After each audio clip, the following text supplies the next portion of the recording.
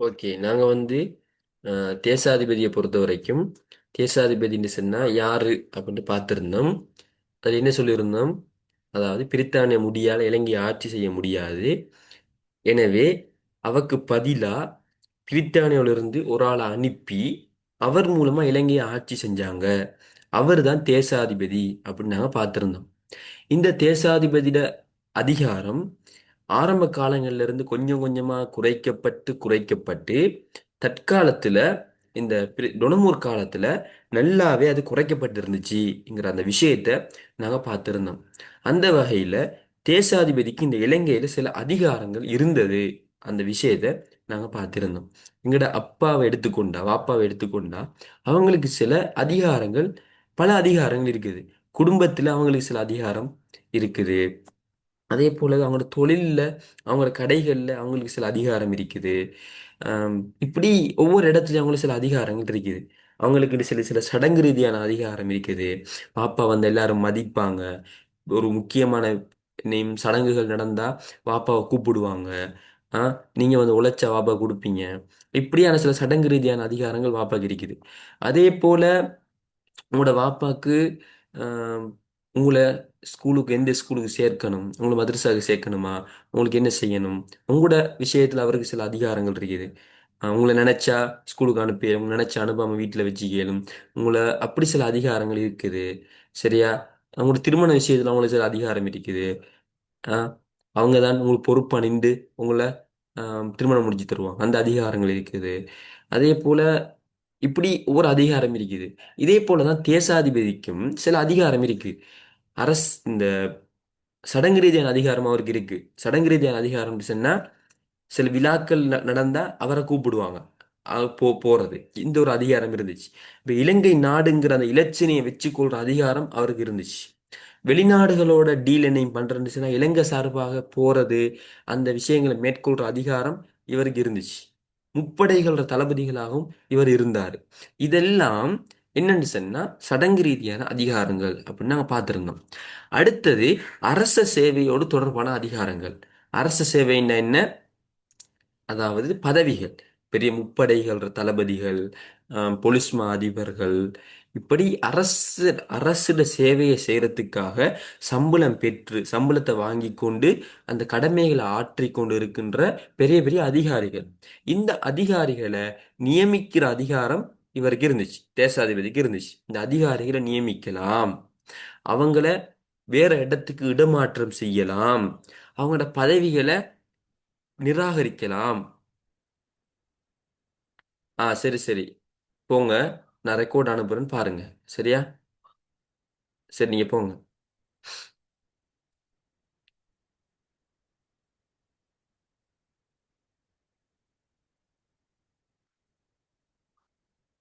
சரியா?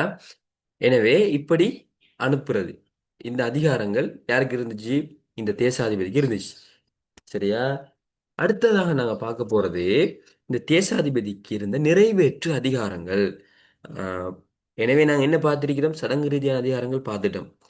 அரச சேவை தொடர்பான அதிகாரங்கள் பார்த்துட்டோம். அடுத்தது நிறைவேற்று அதிகாரங்கள் பார்க்க போறோம். நிறைவேற்று அதிகாரங்கள் என்ன தெரியுமா? இதை நாங்க ஏற்கனவே படித்த விஷயங்கள் தான். இவரு என்னதான் நாங்க தீர்மானம் எடுத்தாலும் அது நிறைவேற்றப்படணும்னு சொன்னா கடைசியா இவர்கிட்ட தான் போகணும். நீங்க ஒரு ட்ரிப் போறதுக்கு தீர்மானம் எடுத்துட்டீங்க. ஆனா ட்ரிப் போறையா போறலையான்னு சொல்லி கடைசியா யாரு உங்களுக்கு பெர்மிஷன் தரணும்? ஸ்கூல் அளவு ட்ரிப் அரேஞ்ச் பண்ணிட்டாங்க. நீங்க எல்லாரும் போறீங்க. போறதுக்கு ஆம், யார்கிட்ட பெர்மிஷன் எடுக்கணும்? பாப்பாட்ட அல்லது உம்மாட்ட. உம்மா ஓகேன்னு சொன்னாதான் ஆ, என்ன உங்களால ட்ரிப் போக இயலும். எனவே கடைசியா உங்க ட்ரிப் போற அந்த ஆசையை நிறைவேற்றணும்டா அதுல அதிகாரம் உங்களோட வாப்பாட்ட இருக்கிற மாதிரி, ஒரு நாட்டுல நீங்க ஏற்றுற சட்டங்களை நிறைவேற்றணும்னு சொன்னா அதுல அதிகாரம் தேசாதிபதி இருந்துச்சு. சும்மா செய்ய இயலாது. அந்த மூணு காரியதரிசிகளுடைய ஆலோசனை கேட்டுட்டு அவங்களோட ஆலோசனையின் பேர்ல தான் இவரால் செய்ய இயலும். ஆனா இவருக்குன்னு சொல்லி சில அதிகாரங்கள் இருந்துச்சு. அதுல ஒரு அதிகாரம் என்னன்னா, இவர்கிட்ட கடைசியாக ஒரு சட்டம் போனா இவர் நிறைவேற்றத்துக்காக சைன் பண்ணேலும். இவர் சைன் பண்ணாதான் அந்த சட்டம் நிறைவேறும். எனவே என்ன, ஒரு சட்டத்துக்கு அனுமதி வழங்கும் அதிகாரம் இவர்கிட்ட இருந்துச்சு. அல்லது இவர்கிட்ட வந்த அந்த அந்த எதிரிக்கு தானே சட்டம் இதுக்கு பெர்மிஷன் கொடுக்குற அதிகாரம் இருந்துச்சுன்னு பார்த்தோம். இரண்டாவது அதிகாரம் அனுமதியை கொடுத்துட்டு ஒரு 6 மாச காலத்தால இதை நீங்க செய்யுங்க, அப்படி 6 மாசம் தாமதப்படுத்துற அதிகாரம் இவர்கிட்ட இருந்துச்சு. அல்லது இன்னொரு அதிகாரம் இருந்துச்சு, சட்டத்தை கொண்டு வராங்க. அந்த சட்டத்தை என்ன செய்வாரு, நான் பிரித்தானிய முடிட்ட கேட்டுட்டு சொல்றேன், பிரித்தானிய முடிட்ட கேட்டுட்டு சொல்றேன் என்று சொல்ற அதிகாரம் இவர்கிட்ட இருந்துச்சு. நாலாவது, கொண்டு வந்த சட்டத்தை 2/3 பெரும்பான்மை எடுத்துட்டு வாங்க என்று சொல்லி திரும்ப அனுப்புற அந்த அதிகாரம் இருந்துச்சு. அல்லது அதை நிராகரிக்கிற அதிகாரம் இருந்துச்சு. 5 சொல்லிக்கிறேன், ஓடரா சொல்லிக்கிறேன், ஓடராவே ஞாபகம் வச்சு கொள்ளுங்க. அடுத்ததாக இவரு சில அந்த இரத்து செய்யலான்னு சொன்னது தானே, எல்லாத்தையும் ரத்து செய்யலாது. ஒரு 7 விஷயங்கள் 8 விஷயங்களை மட்டும் இவர் ரத்து செய்யலும். என்ன விஷயங்கள்? அரசாங்க சேவையோடு தொடர்பான மசோதாக்கள், நாட்டின் நிதிநிலையை பாதிக்கும் மசோதாக்கள், வெளிநாட்டு வர்த்தகத்தை பாதிக்கும் மசோதாக்கள், ஏதேனும் ஒரு ஜனக்குழுவுக்கு விசேடமாக ஏதாவது வழங்குகிற மசோதாக்கள், சிறுபான்மையை பாதிக்கும் மசோதாக்கள், நீதித்துறையோடு தொடர்பான மசோதாக்கள், நாட்டின் பாதுகாப்போடு தொடர்பான மசோதாக்கள், இந்த சம்பந்தமான மசோதாக்களை இவரால் நிராகரிக்கிற உரிமையை இவர் பெற்றிருந்தாரு. அடுத்ததாக இந்த தேசாதிபதிக்கு இருந்த விசேட அதிகாரங்கள் என்ன? விசேட நிலைகளில் இவருக்கு சில அதிகாரம் இருந்துச்சு. அதுல ஒரு அதிகாரம் தான், சரியா, அதுல ஒரு அதிகாரம் தான் இவர் நினைக்கிறாரு, ஒரு சிறந்த ஆட்சியை நம்ம மேற்கொள்ளணும், ஒரு சிறந்த பொது சட்டத்தை கொண்டு வரணும், சரியா. எனவே தேசாதிபதி என்ன செய்வார்னு சொன்னா, தன்னை விருப்பப்படி ஒரு சட்டத்தை கொண்டு வரத்துக்கு இவருக்கு அதிகாரம் இருந்தது. நாங்கள் இது ஏற்கனவே படிச்சிருந்தோம். அரசாங்க சபையில் இருந்த தடைகள்ல ஒன்று என்ன, அவசர காலங்களில் இவருக்கு சட்டம் கொண்டு வரலும். அதுதான் இங்க சொல்றாங்க. இது ஒரு விசேட அதிகாரம். அதாவது ஒரு சிறந்த ஆட்சியை மேற்கொள்ளணும்னு நினைக்கிறாரு, பொதுஜன நம்பிக்கை ஏற்படுத்துன்னு நினைக்கிறாரு. இவர் ஒரு அவசர காலம் இவர் நினைக்கிறாரு. எனவே இவருக்கு அரசாங்க சபை சார்பாக இவர் சட்டம் இயற்ற அதிகாரம் இருந்துச்சு. இதைத்தான் சொல்றாங்க. இன்னொரு அதிகாரம், அவசர நிலைகள்ல எந்த ஒரு இலாகாவையும் தண்ட கட்டுப்பாட்டுக்குள்ள கொண்டு வர ஒரு அதிகாரம் இவருக்கு இருந்துச்சு. இலாகா யாரு கீழே இருக்கும்? நிர்வாக குழுக்குள்ள இருக்கும். நாங்க பார்த்திருந்தோம். நிர்வாக குழுட பணி என்ன? இலாகாக்களை பார்க்கிறது, அவங்களுக்கான அதிகாரிகளை நியமிக்கிறது, நியமிக்கிறதுக்கான விதப்புரைகளை வழங்குறது, அவங்களுக்கான கொள்கைகளை வகுத்து கொடுக்கிறது, சரியா, இதெல்லாம் பார்த்திருந்தோம். இந்த இலாகா ஒரு நிர்வாக குழுக்கு கீழே தானே இருக்கும். ஆனா தேசாதிபதி நினைச்சா விசேட ஒரு அவசர கால நிலைமையில ஒரு இலாகா ஒரு பகுதியை தனக்கு கீழே கொண்டு வர இயலும். சரியா. அடுத்து சட்டத்துறை தொடர்பான அதிகாரங்கள். சட்டத்துறைக்கான அதிகாரம் என்ன? நாங்க ஏற்கனவே பார்த்திருந்தோம். அரசாங்க சபையில புதிய தவணைகளை ஆரம்பிச்சு வைக்கிறது, அவசர கால நிலைகள்ல அரசாங்க சபையில உரை நிகழ்த்துறது, அரசாங்க சபையை கலைக்கிறது, இதெல்லாம் நாங்க பார்த்திருந்தோம். அரசாங்க சபை என்ன செய்யணும்? 18ஆம் சரத்துப்படி, அரச 18ஆம் அரச கட்டளை சட்டப்படி ஒரு கலைச்சுடையணும். இது தேசாதிபதிக்கு இருந்த அதிகாரங்கள். அடுத்து தேசாதிபதிக்கு அந்த அரசாங்க சபையில் நியமன உறுப்பினர்கள் நியமிக்கிற யாரு? தேசாதிபதி தான் நியமிக்கிற, சரியா. அதே போல் அரசாங்க சபையில் நம்பிக்கையில்லா பெண்ணை கொண்டு வந்தா அரசாங்க சபையை கலைக்கிற பொறுப்பும் இவருக்கு இருந்தது. எனவே இதெல்லாம் நாம ஏற்கனவே பார்த்துட்டோம். தேசாதிபதியை பொறுத்த வரைக்கும் ஒரு 20% 30% விஷயங்களை நாங்கள் ஏற்கனவே படிச்சிட்டோம். டொனமுரியாப்புல அரசாங்க சபை படிக்கும்போது, நிர்வாக குழு படிக்கும்போது, அமைச்சரவை படிக்கும்போது, சர்வஜன வாக்குரிமை படிக்கும்போது, பிரதேசவாரி பிரதிநிதித்துவம் படிக்கும்போது, இது எல்லாத்துலேயும் தேசாதிபதியை பற்றி படித்தோம், அரசாங்க சபையில் படித்தோம், எல்லாத்துலேயும் படிச்சிட்டோம். எனவே நீங்க அங்க பாடமாக்கின விஷயங்கள் உங்களுக்கு கொஞ்சம் தலைக்குள்ள இருக்கும். இந்த தலைப்பு கீழே, தேசாதிபதி கீழே சில எக்ஸ்ட்ராவான விஷயங்களை தான் நீங்க கொஞ்சம் பார்க்கணும். அதுவும் லேசான விஷயங்கள். எனவே பாடமாக்கி கொள்ளுங்க. பெஸ்ட்டுக்கு நீங்க ஒரு மைண்ட் மேப் கிரிக்கொள்ளுங்க, சரியா. நான் காட்டுறேன் பாருங்க.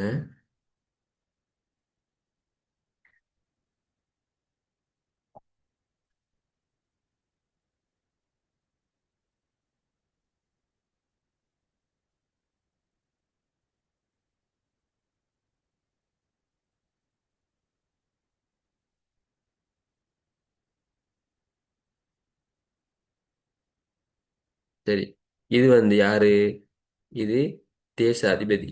இதுதான் தேசாதிபதி. இந்த தேசாதிபதி யார் நியமிச்ச? இது யார் நியமிச்ச? பிரித்தானிய முடி. பிரித்தானிய முடி பிரித்தானிய முடிதான் இவரை நியமிப்பாங்க. இவர பதவிக்காலம் வரையறுக்கப்படல. இவரை ஏன் நியமிச்சாங்கன்னா, இலங்கை நாடு இருக்குதானே, இலங்கை நாட்டை தொடர்ந்தும் பிரித்தானியோட காலனித்துவத்துக்குள்ள கொண்டிருக்கணும். இலங்கையர்கள் பிரித்தானியாவுக்கு எதிராக எந்த சட்டம் இயற்றக்கூடாது என்ற காரணங்களுக்காக என்ன செஞ்சாங்க, இந்த இலங்கை நாட்டுக்கு ஒரு பொறுப்பாக இந்த தேசாதிபதியை நியமிச்சாங்க. இந்த தேசாதிபதியை ஒவ்வொரு யாப்புகளும் கொஞ்சம் கொஞ்சமாக கட்டுப்படுத்தி டொனமூர் யாப்பை என்ன செஞ்சுட்டு குறிப்பிட்ட வகையில் அவரை கட்டுப்படுத்தினுச்சு. என்றாலும் அவருக்கு சில அதிகாரங்கள் இருக்குது என்றாலும் அவருக்கு சில அதிகாரங்கள் இருக்குது. அந்த வகையில் டொனமூர் யாப்பு இவருக்கு கொடுத்த அதிகாரங்களை நாங்கள் இப்போ பார்த்து கொண்டு இருந்தோம். இதை நாங்கள் இந்த மைண்ட் மேப்பை கீறிக்கொள்ளுங்க. இவருக்கு இலங்கையில இருந்த பொறுப்புகள் ஒரு 6 பொறுப்புகள் இவருக்கு இருந்துச்சு. முதலாவது பொறுப்பு, ரெண்டாவது பொறுப்பு, அதே போல மூணாவது பொறுப்பு, நாலாவது பொறுப்பு, ஐந்தாவது பொறுப்பு, ஆறாவது பொறுப்பு, இப்படி 6 பொறுப்புகள் இவருக்கு இருந்தது. முதலாவது பொறுப்பு என்ன? சடங்கு ரீதியான மற்றும் நெருக்கடிக்கு உட்படாத அதிகாரங்கள். இது முதலாவது அவருக்கு இருந்த பொறுப்புகள். இரண்டாவது அவருக்கு இருந்த பொறுப்புகள் என்ன? அதாவது அரச சேவையோடு தொடர்பான பொறுப்புகள். அடுத்த பொறுப்புகள் என்ன? நிறைவேற்றுத்துறையோடு நிறைவேற்று அதிகாரங்கள். அடுத்தது சட்டத்துறையோடு தொடர்பான அதிகாரங்கள். அடுத்தது விசேட அதிகாரங்கள். சரியா? விசேட அதிகாரங்கள் சொல்லி நாங்க பார்த்திருந்தோம். அடுத்தது அவசர கால நிலையில அவருக்கு இருக்கிற அதிகாரங்கள். இப்படி இவருக்கான அதிகாரங்கள் இருக்குது. இதுல சடங்கு ரீதியான அதிகாரங்கள் உண்மையிலேயே லேசிபிலியல் பாடமாக்குறது. எப்படி? அரச லட்சணையை வச்சு கொள்றது, அரச லட்சணையை வச்சு கொள்றது, வெளிநாடு விஷயங்களை பார்க்கிறது, முப்படைகள தளபதியா இருக்கிறது, சடங்குகளுக்கு இந்த சடங்கு ரீதியான விழாக்களுக்கு கலந்து கொள்ற, குற்றவாளிகளை மன்னிச்சு விடுற, இப்படியான சில அதிகாரங்கள் இது பாடமாக லேசம் உண்டு. அடுத்தது அரச சேவையில் தொடர்பான அதிகாரங்கள். சரியா? இது என்ன? சிவில் சேவையை தன் கட்டுப்பாட்டுக்குள்ள வச்சிருக்கிற, பதவியை கொடுக்கிற, பதவியை இல்லாமல் ஆக்குற, வேற இடத்து டிரான்ஸ்ஃபர் பண்ற, இதெல்லாம் ஒன்றோடு ஒன்று தொடர்புபட்ட விஷயங்கள். பாடமாக்குற லேசி. இதெல்லாம் அந்த அரசாங்க காரியதரிசி ஆலோசனை, அதாவது பிரித்தானிய முடிகிற ஆலோசனையோட இவர் இதை செய்யக்கூடியவராக இருந்தார். அடுத்தது நிர்வாக நிறைவேற்று அதிகாரங்கள். இது நாங்கள் முந்திய விஷயங்களை பார்த்துட்டோம். என்ன? ஒரு தீர்மானம் இவருக்கு வந்தா நிறைவேற்றத்தை இவர் சைன் வைக்கணும், அல்லது நிராகரிக்கலாம், அல்லது சைன் வச்சுட்டு 6 மாசத்தால செய்யுங்கன்னு சொல்லலாம், அல்லது 3/2 பெரும்பான்மை எடுத்துட்டு வாங்கன்னு சொல்லலாம், அல்லது பிரித்தானே முடிட்டு கேட்டுட்டு சொல்றேன்னு சொல்லலாம். இதெல்லாம் ஒன்றோட ஒன்று தொடர்பட்ட விஷயங்கள். அப்படியே தொடர்பாகவே இதை பாடமாக்கி வச்சுக்கொள்ளுங்க. அடுத்தது சட்டத்துறை தொடர்பான அதிகாரம். இதுவும் நாங்கள் ஏற்கனவே பார்த்துட்டோம். என்ன? ஆம், சட்டத்துறையில புதிய தவணைகள் ஆரம்பிச்சு வைக்கிறது, அவசர காலங்களுக்கு உரை நிகழ்த்துறது, அங்க இருக்கிற நியமன உறுப்பினர்களை நியமிக்கிறது. சரியா? நியமன உறுப்பினர்களை நியமிக்கிறது. அரசாங்க சபையில இருந்து சட்டங்களுக்கு இறுதி ஒப்பும் இல்ல, அரசாங்க சபையில இருந்துட்டு ஆஹ், நம்பிக்கையில்லா பிரச்சனை வந்தா, சரியா, அரசாங்க சபை என்ன செய்யணும்? கலைச்சி விடுறது. நம்பிக்கையில்லா பிரச்சனை கொண்டு வந்து அரசாங்க சபையை கலைச்சி விடுறது. இப்படி அடுத்து 18ஆம் சரத்துப்படி அவர் நினைச்ச அரசாங்க சபை கலைச்சி விடுறது. இதெல்லாம் ஏற்கனவே பார்த்துட்டோம். அந்த விஷயங்கள் இங்க திருப்பி வருது. அதை பாருங்க. அடுத்ததாக என்ன அதிகாரம்? விசேட அதிகாரங்கள் என்ன? ஒரு சிறந்த ஆட்சி நடத்தணும்னு விரும்புறாரு, அவசர காலம்னு விரும்புறாரு. எனவே என்ன செய்வாரு? அவரு ஒரு சட்டத்தை உருவாக்குவாரு, சட்டத்தை உருவாக்கி நடைமுறைப்படுத்துவாரு. இது இவருக்கு இருந்த ஒரு விசேட அதிகாரம். அதே போல இவருக்கு இருந்த ஒரு அவசர கால அதிகாரம் தான், அவசர காலத்துல எந்த ஒரு இலாகாவையும் தன்னை கட்டுப்பாட்டுக்குள்ள கொண்டு வர இயலும். இதுதான் மெயினான அதிகாரங்கள். ஒரு ஒவ்வொரு அதிகாரத்துக்குமே ரெண்டு ரெண்டு அதிகாரம் மெயின் முக்கியமா தெரிஞ்சிருக்கணும். எக்ஸ்ட்ராவா தெரிஞ்சிருக்கிறது நல்லம். சரியா? எனவே நாங்க தேசாதிபதியத்தோட முடிக்கிறோம். ஆஹ் அடுத்ததாக நாங்கள் பார்க்க போகிற ஒரு விஷயம் தான், கடைசியாக இந்தியாவோட ருணமுறை ஆப்பு முடியுது. இந்தியாவோட ருணமுறை ஆப்பு முடியுது. அந்த வகையில் கடைசியாக நாங்கள் பார்க்க போகிறது, இந்த டொனமுரி ஆப்பு இலங்கையில் ஏற்படுத்தின தாக்கங்கள் என்ன? இந்த டொனமுரி ஆப்பு. சரி, இந்த தேசாதிபதியை பற்றி இன்னொரு விஷயம் இருக்குது. என்னன்னா, இவர் இருந்ததால என்ன நன்மை, என்ன தீமை? என்ன நன்மைன்னு சொன்னா, சிறுபான்மை மக்கள் ஒரு அளவா நிம்மதியா இருந்தாங்க. ஏன்? சிறுபான்மைக்கு எதிராக என்ன செஞ்சா அவர் விட மாட்டாரு, கொஞ்சம் பாதுகாப்பா இருந்தாங்க. அதே போல தேசாதிபதி என்ன செஞ்சாருன்னா, இந்த இலங்கையர்களை பிரித்தானியக்கு எதிராக சட்டமியற்ற விடாம தடுத்து வச்சிருந்தாரு. இன்னும் சொல்ல போனா சில பிழையான சட்டங்கள் இயற்றப்படும் போது அதை தடுத்தாரு. ஆஹ் இப்படி தேசாதிபதிக்கு சில அதிகாரங்கள் இருந்துச்சு. சரியா? தீமை என்னன்னு சொன்னா தொடர்ந்தும் இலங்கையை ஒரு கொண்டோல்களை வச்சு கொண்டிருந்தாங்க, பிரித்தானியோட கொண்டோலுக்கு வச்சு கொண்டிருந்தாங்க. இது ஒரு மக்களாட்சி தத்துவத்துக்கு எதிரானது. அதாவது இலங்கை மக்கள் இலங்கை ஆட்சி இயலா, இவர் தான் எல்லாத்துக்கும் தடையாக இருந்தாரு. அரசாங்க சபையில சட்டத்தை ஏற்றுறதுக்கு தடையாக இருந்தாரு, நிறைவேற்றுறதுக்கு இவர் தடையாக இருந்தாரு. அந்த விஷயத்தை பார்த்திருந்தோம். ஆம், இதெல்லாம் தீமைகளுக்குள்ள வரும். சரியா? நீங்க இந்த விளக்கத்தோட தேசாதிபதி நோட்ஸை வாசிச்சு ஷார்ட் நோட்ஸ் எடுத்துக்கொள்ளுங்க. கடைசியாக நாங்க அடுத்த 3 காரியதரிசி நேற்று படிச்சிருந்தோம் தானே, அது சுருக்கமா படிச்சிருந்தோம். ஆனா நீங்க நோட்ஸை வாசிங்க. 3 காரியதரிசிகள் யாரு? இந்த தேசாதிபதிக்கு ஹெல்ப் ஆயிருந்த 3 பேர். இந்த 3 பேர் ஆலோசனையின் கீழ் தான் அந்த தேசாதிபதி செயற்படுவார். 3 பிரதான 3 காரியதரிசிகள் இருந்தாங்க. சட்ட காரியதரிசி, பிரதம காரியதரிசி, நிதி காரியதரிசி. இவங்க 3 பேருக்கும் ஒவ்வொரு தனித்தனி பல அதிகாரங்கள் இருந்துச்சு. மொத்தமான அதிகாரம் என்னன்னா, நிர்வாக குழுல முக்கியமான 3 பொறுப்புகள் இவங்கள்ட்ட இருந்துச்சு. சரியா? சட்டம் தொடர்பான சட்ட காரியதரிசிக்கு நிதி தொடர்பான விஷயங்களும், நீதி தொடர்பான விஷயங்களும், சட்டம் தொடர்பான விஷயங்களும் இருந்துச்சு. நிதி காரியதர்சிக்கு நிதி தொடர்பான விஷயங்கள் இருந்துச்சு. பிரதம காரியதர்சிக்கு இந்த வெளிநாட்டு விஷயங்கள்லாம் இருந்துச்சு. அது முக்கியமான பொறுப்புகள் இவங்க 3 பேர்ட்டையும் இருந்துச்சு. அமைச்சரவை எடுத்தீங்கன்னா அதுல பிரதம காரியதர்சி தான் தலைவரா இருந்தாரு. மற்ற 2 காரியதர்சிகளும் முக்கியமான பொறுப்புகளா இருந்தாங்க. இதெல்லாம் நாங்க பார்த்திருந்தோம். இது பொதுவாக 3 பேரும் சேர்ந்து. தேசாதிபதியில விஷயத்துல நாங்க படிக்கும்போது, தேசாதிபதி ஏதாவது செய்யணும், நிறைவேற்று விஷயத்துல ஏதாவது செய்யணும்னா இந்த இந்த 3 காரியதரிசிகளோட ஆலோசனை பெற வேண்டியிருந்துச்சு. சரியா? தனித்தனியா பார்க்கும்போது பிரதம காரியதரிசி என்ன, அவருக்கு நிறைய பொறுப்புகள் இருந்துச்சு. வெளிநாட்டு விஷயங்களை பார்க்கிறது, ஆஹ் இந்த இதுக்கு தலைவராக இருக்கிறது, இந்த அமைச்சரவை தலைவராக இருக்கிறது. சரியா? சிவில் சேவைகளை அதை பார்க்கிறது, பதவி நியமனம் இடமாற்றம் சம்பந்தமாக தேசாதிபதி ஆலோசனை வழங்குறது, கணக்கு பரிசோதனை செய்கிறது, அடுத்து தேசாதிபதி இல்லாத டைம்ல பதில் தேசாதிபதியாக இருக்கிறது. இப்படி நிறைய பொறுப்புகள் அவருக்கு இருந்துச்சு. நிதி காரியதரிசி எடுத்தா நாட்டில் வரி அற விடுறது, கடன் கொடுக்கிறது, வரவு செலவு திட்டத்தை தயாரிக்கிறது, ஊதியம் வழங்குறது, ஓய்வூதியம் கொடுக்கிறது, வெளிநாட்டு கொள்கையை தீர்மானிக்கிறது, நிதி தொடர்பான அதிகாரம் இதெல்லாம் இவர்கிட்ட இருந்துச்சு. சட்ட காரியதரிசிட்ட இளைஞட நீதி விஷயங்களை பரிபாலிக்கிறது, சட்டங்களுக்கு அங்கீகாரம் வழங்குறது, சட்ட ஆலோசனை வழங்குறது, தேர்தல்கள் நடத்துறது, இப்படியான அதிகாரங்கள் இருந்துச்சு. நீ இதுகளை கொஞ்சம் பாடமாக்கி வச்சுக்கொள்ளுங்க.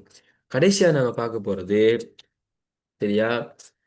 கடைசியாக நாங்க பார்க்க போறது டொனமூர் யாப்போட அரசியல் சமூக பொருளாதார விளைவு என்னன்னு நாங்க பார்க்க போறோம். இதை பொறுத்த வரைக்கும் இதை நாங்க ஏற்கனவே பார்த்துட்டோம். ஏற்கனவே நாங்க இந்த சர்வஜன வாக்குரிமை பார்த்தோம் தானே, அதோட அரசியல் சமூக பொருளாதார விளைவுகள் பார்த்தோம். அதுவும் இதுக்குள்ள வரும். சரியா? எனவே நாங்க ஏற்கனவே பார்த்த விஷயங்கள் தான். இதை இந்த நோட்ஸை ஒரு வாசிச்சு ஷோர்ட் நோட்ஸ் எடுத்து வச்சுக்கொள்ளுங்க.